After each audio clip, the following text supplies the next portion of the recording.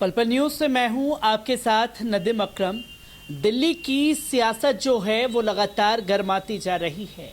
Bharatiya Janata party आम आदमी के ऊपर आरोप लगाती है तो आम आदमी पार्टी भारतीय जनता पार्टी के ऊपर आरोप लगाती है। पर इस बीच आम आदमी पार्टी के नेताओं की गिरफ्तारियों का सिलसिला शुरू हो चुका है। इसी फहरिस्त में नाम अमानतुल्लाह खान का जुड़ गया है, जहां मीडिया के जरिए ये बताने की कोशिश की गई कि साहब 24 लाख रुपए जो हैं वो बरामद हुए हैं, कुछ हथियार बरामद हुए हैं। और अमानतुल्लाह खान को लेकर के पार्टी जो आम आदमी पार्टी है उसकी खामोशी पर भी सवाल खड़े हो रहे हैं। और इसी पर बात करने के लिए हमारे साथ दिल्ली AIMIM प्रेसिडेंट कलीमुल हफीज साहब मौजूद हैं। किस तरीके से देखते हैं अमानतुल्लाह खान की इस गिरफ्तारी को? एक सूबे का शोर आ रहा है कि क्या बलि का बकरा अमानतुल्लाह खान को बना दिया गया है? देखिए, ये भारतीय जनता पार्टी और आम आदमी पार्टी की नूरा कुश्ती है। जहाँ तक मुसलमानों का ताल्लुक़ है या मुस्लिम लीडरशिप का ताल्लुक़ है, ये दोनों पार्टियाँ एक हैं। इन दोनों को मुस्लिम लीडरशिप बर्दाश्त नहीं है। दिल्ली की जनता को भी दोनों ने बेवकूफ़ बनाया हुआ है।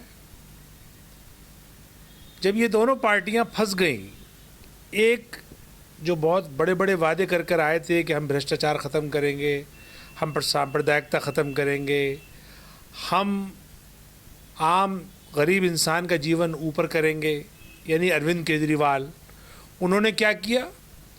भ्रष्टाचार की उनकी पार्टी मूर्त बन गई। सांप्रदायिकता के वो खुद एक हनुमान भक्त बनकर और पूजा सरकारी खर्चे पर लाइव करके उन्होंने सांप्रदायिकता का एक नया अध्याय लिख दिया। शराब माफियाओं के साथ मिलकर जो गरीबों पर जुल्म किया इस सरकार ने, और जो माफियाओं के साथ जो साठगेट गांठ करके जो उनका भ्रष्टाचार का भंडाफोड़ हुआ, तो फिर वो उनकी कलई खुल गई। इसी तरह से भारतीय जनता पार्टी, जिसके पास 75% दिल्ली का कानून व्यवस्था और रेवेन्यू और तमाम चीज़ें उसी के पास हैं, यानी LG भी उन्हीं का है, तो जाहिर बात है कि उन्हीं के पास कंट्रोल है। तो वो MCD में उनका भ्रष्टाचार चरम पे है।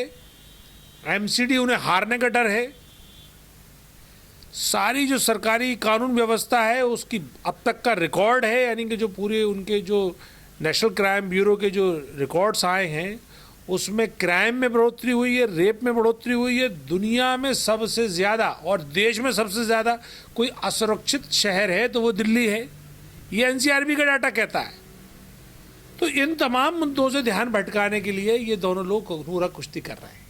अब नूरा कुश्ती तो इनकी आप देख रहे हैं पिछले 1 महीने से, लेकिन अभी तक इनको एक ऐसी चीज़ हाथ नहीं आ रही थी कि जिससे कि ये दोनों का टारगेट एक हो। अब जहां मुस्लिम लीडरशिप का सवाल आया वहां दोनों को टारगेट एक है। अमानतुल्लाह खां के साथ हमारे पॉलिटिकल डिफरेंसेस हैं। अमानतुल्लाह खां जिस पार्टी को बिलोंग करते हैं वो पार्टी मुसलमानों को बेवकूफ़ बना रही है, दलितों को बेवकूफ़ बना रही है, इसको हम अलल ऐलान कहते हैं। लेकिन जिस अंदाज में भारतीय जनता पार्टी ने अपनी सुरक्षा एजेंसियों का इस्तेमाल किया और अमानतुल्लाह खां के घर वालों को हरास किया या उनके साथियों को हरास किया, हम उसके खिलाफ हैं।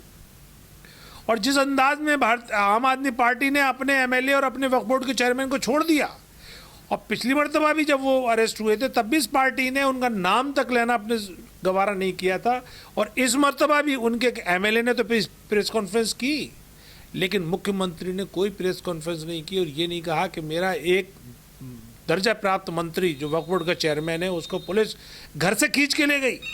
लेकिन अरविंद केजरीवाल ने किसी को जिम्मेदार नहीं ठहराया। तो सवाल मेरा ये है कहने का कि ये दोनों पार्टियां मुस्लिम लीडरशिप या मुस्लिम इश्यूज़ पर एक हैं, और ऑल इंडिया मजलिस इत्तेहादुल मुस्लिमीन इन दोनों की इस दोगली नीति को के खिलाफ है। क्योंकि सर जो कि तस्वीरें सामने आई हैं अमानतुल्लाह खान को लेकर के, कहीं ना कहीं मुसलमानों को अछूता बनाने की कोशिश है। क्योंकि जब CBI की रेड मनीष सिसोदिया के घर पर पड़ रही थी तो खुद अरविंद केजरीवाल भी प्रेस कॉन्फ्रेंस कर रहे थे, जगह जगह जा करके मनीष सिसोदिया भी बोल रहे थे। तब यही अमानतुल्लाह खान थे जो मनीष सिसोदिया के लिए धरना प्रदर्शन भी कर रहे थे, उनकी जो गलत नीतियाँ हैं ED की, CBI की, उनके खिलाफ बोल रहे थे। पर कहीं भी अमानतुल्लाह खान के लिए आम आदमी पार्टी का कोई कैडर्स जो है वो प्रदर्शन करता हुआ नजर नहीं आ रहा है। आखिरकार क्यों मुसलमानों को अछूता बनाने की कोशिश की जा रही है जब जब कोई मुस्लिम नेता उभरने की कोशिश करता है? देखिए, आम आदमी पार्टी ये जानती है कि मुस्लिम वोट जाएगा कहाँ। ये बीजेपी को हराने के लिए हमें वोट करेगा, इसलिए वो मुसलमानों के इशू पे क्यों बोले, इसलिए वो बोलते नहीं है। और मुसलमान भी किसी हद तक उनके इस जाल में फंस चुका है। वो बीजेपी को हराने के लिए वो वोट भी कर देता है। इसीलिए चाहे वो आम आदमी पार्टी हो या कांग्रेस हो या कोई और नाम नेहाद सेकुलर पार्टी हो, वो मुसलमानों के मुद्दे को नहीं छूना चाहती। वरना क्या वजह है, पूरे हिंदुस्तान में एक सुर से उसकी मुखालफत हुई कि बिल्किस बानो के हत्यारों को, बलात्कारियों को क्यों छोड़ दिया गया, लेकिन अरविंद केजरीवाल के जुबान पे एक नाम नहीं आया। क्या वजह थी कि जो जहांगीरपुरी में मस्जिद के अगले हिस्से को शहीद कर दिया गया, लेकिन आम आदमी पार्टी का एक मुस्लिम एमएलए ने ना आवाज़ उठाई ना वहाँ पहुँचा। क्या वजह थी कि जो मुस्लिम मामलात में, चाहे वो उर्दू हो, चाहे वो उर्दू अकेडमी हो, चाहे उर्दू टीचर्स हो, चाहे वो माइनॉरिटी से रिलेटेड कोई इशू हो, अरविंद केजरीवाल की दोहरी नीति या उनको इग्नोर करने की नीति लगातार जारी है, लेकिन कोई मुस्लिम एमएलए नहीं बोल पाता। उसकी वजह यही है कि आम आदमी पार्टी मुसलमानों के इशू पे बोलना नहीं चाहती, किसी मुस्लिम लीडर के साथ खड़ी होना नहीं चाहती, या यूँ कहें कि वो भी भारतीय जनता पार्टी की तरह ही कम्युनल है, वो भी उसी तरह हिंदू तुष्टीकरण की नीति अपना रही है जैसे भारतीय जनता पार्टी अपनाती है।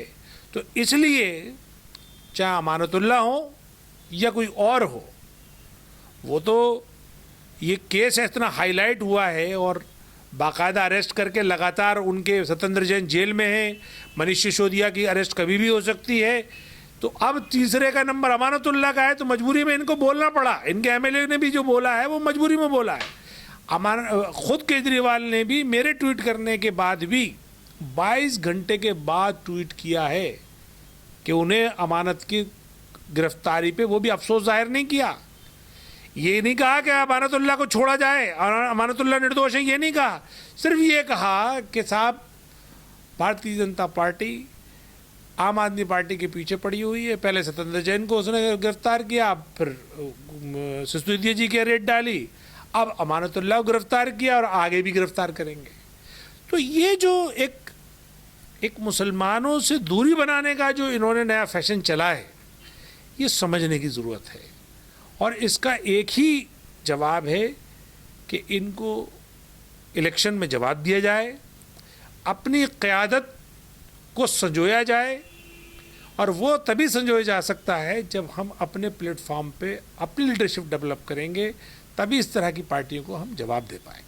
सर, इसी के साथ साथ एक पहलू ये भी निकल कर के आ रहा है, जैसे ये गिरफ्तारी की तस्वीरें सामने आई तो ये बताया जाने लगा अमानतुल्लाह खान के ज़रिए भी कि देखिए वक्फ का जो नया दफ्तर है वो मैंने तकसीम कर दिया है, इसी की वजह से मुझ पर रडार है। और आज ही कुछ खबरें सामने आती हैं कि वक्फ की संपत्ति को लेकर के भी अमानतुल्लाह खान से पूछताछ हो सकती है, जो घपला किया गया है, जो घोटाला हुआ है, तस्वीरें सामने आना बाकी है। किस तरीके से देखते हैं, क्योंकि जब पकड़े जाते हैं नेता तो मुस्लिम रहनुमा बनने की भी कोशिश करते हैं? नहीं, देखिए ये बात तो बिल्कुल सही है कि जो भी हम काम करते हैं सरकार के अंडर में, वक्फ बोर्ड वो एक संविधान से चलता है। अगर उसमें किसी भी तरह की अनियमितता पाई जाती है तो सरकार को पूरा हक है, खिलाफ कार्रवाई कर सकती है। लेकिन ये तमाम कार्रवाइयाँ जो हो रही हैं ये बेसिकली पॉलिटिकली मोटिवेटेड है। ये एमसीडी चुनाव को सामने रखकर हो रही हैं, ये गुजरात चुनाव को सामने रखकर हो रही हैं, ये हिमाचल प्रदेश के चुनाव को सामने रखकर हो रही हैं, ये भ्रष्टाचार को सामने रख कर नहीं हो रही है। तो इसलिए हम कहते हैं कि अनियमितताओं की या इरेगुलरिटीज़ के खिलाफ तो आप कार्रवाई कीजिए, वो तो हम भी सपोर्ट करें। लेकिन आप किसी को इसलिए बलि का बकरा बना दें कि उसके थ्रू आप अपने वोटर को खुश कर लें, तो हम ये नहीं करने देंगे, हम इसकी मुखालफत करें। सर, एक आखिरी सवाल आपसे लेना चाहेंगे, क्योंकि अमानतुल्लाह खान को लेकर के अब तस्वीरें ये भी सामने आ रही हैं कि क्या दूसरा नवाब मलिक बनाया जा सकता है, क्योंकि जब आज़म खान जेल में थे तो अखिलेश यादव ने भी चुप्पी साध रखी थी, वही मुस्लिमों के बीच में जा रहे थे कि अगर हमारी सरकार बन जाएगी तो आज़म खान बाहर आ जाएंगे। ऐसे में आप किस तरीके से देख रहे हैं तमाम चीज़? नहीं, बिल्कुल ये जो आपका जो खदशा है ये गलत नहीं है। ये बात सही हो सकती है। अब देखना ये है कि आम आदमी पार्टी अपने एमएलए के साथ कितनी खड़ी होती है, कहाँ तक खड़ी होती है, क्योंकि अभी तो ये लंबा चलेगा, अभी 2-4 दिन का मामला नहीं है। लेकिन मुसलमानों को ज़रूर ये सोचने की ज़रूरत है कि ये जो तमाम हादसात आपके साथ हो रहे हैं वो इसलिए हो रहे हैं कि आपने अपनी क़यादत अपने प्लेटफॉर्म पर मजबूत नहीं की है। इसीलिए गैरों की हिम्मत पड़ रही है कि चुने हुए नुमाइंदों की भी खैर नहीं है। चुने हुए नुमाइंदों के घर में भी पुलिस बिना बताए हुए अंदर घुस जाती है। तो आप बताइए आम आदमी कहाँ से महफूज है। तो अगर आप चाहते हो कि आम मुसलमान, आम दलित, आम हिंदुस्तानी महफूज हो तो उसके लिए हमें अपनी इंडिपेंडेंट अपने प्लेटफॉर्म पे अपनी क़यादत डेवलप करने की ज़रूरत है, ताकि हम अपने मसले को कम से कम असल अंदाज में तो उठा सकें। अभी तो जिस कंधे पे आपका पूरा भरोसा है, यानी जिस पार्टी से आप चुनकर आते हो, वही पार्टी जब आपका साथ नहीं देती तो फिर आप मुअल्लक़ हो जाते हो, हवा में लटक जाते हो। तो इसलिए ये इस तरह के हादसे हमें ये सबक देते हैं कि आइंदा आने वाले वक्त में हम अपने रहनुमा अपने प्लेटफॉर्म पे चुने, ताकि वो एक जो भी परेशानी है या तकलीफ़ है उसका मुकाबला सही मायनों में कर सके। कलीमुल हफीज़ साहब हमारे साथ मौजूद थे, जिन्होंने साफ तौर पर यह बताया कि नवाब मलिक, आज़म खान, अमानतुल्लाह खान को बनाया जा सकता है, पर यहाँ मुसलमानों को ये सोचने की ज़रूरत है जब कोई मुस्लिम नेता उभरता है तो तमाम राजनीतिक पार्टियाँ उसके साथ ऐसा क्यों सलूक करती है कि जैसे उसे अछूता बना दिया जाएगा।